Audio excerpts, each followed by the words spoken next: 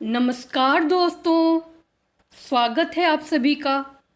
दोस्तों, जीवन में कई बार ऐसी परिस्थितियां भी आती हैं जहां हम चीज़ों के बजाय प्रेम और भाव के भूखे होते हैं, और ऐसा प्रेम भाव आपको वही लोग दे सकते हैं जो आपको सच्चे मन से अपना मानते हैं।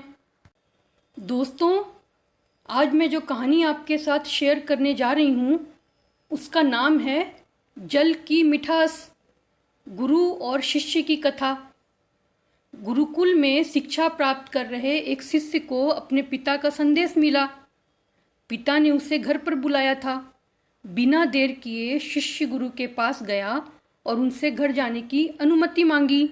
गुरु द्वारा अनुमति दे दी गई और अगले दिन शिष्य घर की ओर निकल पड़ा। वह पैदल चला जा रहा था। गर्मी के दिन थे। रास्ते में उसे प्यास लगाई। वह पानी का स्रोत ढूंढते हुए आगे बढ़ने लगा। रास्ते में एक किनारे पर उसे कुआं दिखाई दिया।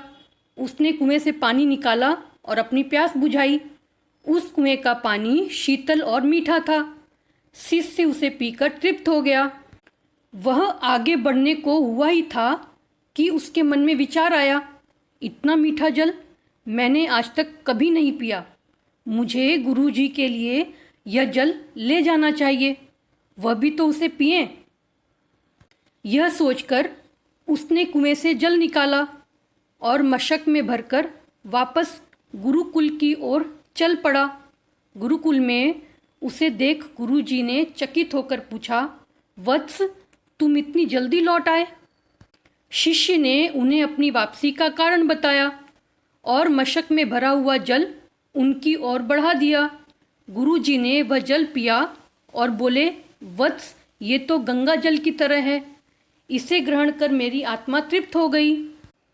गुरु के शब्द सुन शिष्य प्रसन्न हो गया। उसने पुनः गुरु से आज्ञा ली और अपने घर की ओर निकल गया।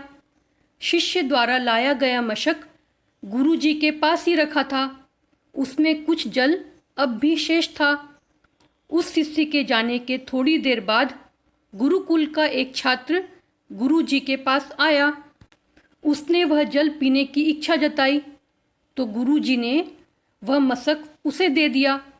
छात्र ने मशक के जल का एक घूंट अपने मुंह में भरा और तुरंत बाहर थूक दिया। वह बोला, गुरुजी, ये जल कितना कड़वा है। मैं तो उस शिष्य की आपके द्वारा की गई प्रशंसा सुनकर इसका स्वाद लेने आया था, किंतु अब मैं समझ नहीं पा रहा हूँ कि आपने उसकी झूठी प्रशंसा क्यों की। गुरुजी ने उत्तर दिया, वत्स, हो सकता है इस जल में शीतलता और मिठास नहीं, किंतु इसमें कोई संदेह नहीं कि इसे लाने वाले के मन में अवश्य है। जब उसने वह जल पिया तो मेरे प्रति मन में उमड़े प्रेम के कारण वह मशक में जल भरकर गुरुकुल वापस लौट आया, ताकि मैं उस जल की मिठास का अनुभव कर सकूं। मैंने भी जब इस जल को ग्रहण किया तो इसका स्वाद मुझे भी ठीक नहीं लगा, किंतु मैं उस शिष्य के हृदय में उमड़े प्रेम को देखते हुए उसे दुखी नहीं करना चाहता था, इसलिए मैंने इस जल की प्रशंसा की। ये भी संभव है कि मशक के साफ न होने के कारण जल का स्वाद बिगड़ गया हो और वह वैसा न रहा हो जैसा कुएं से निकाले जाते समय था। जो भी हो, मेरे लिए वह मायने नहीं रखता। जो मायने रखता है वह है उस शिष्य का मेरे प्रति प्रेम।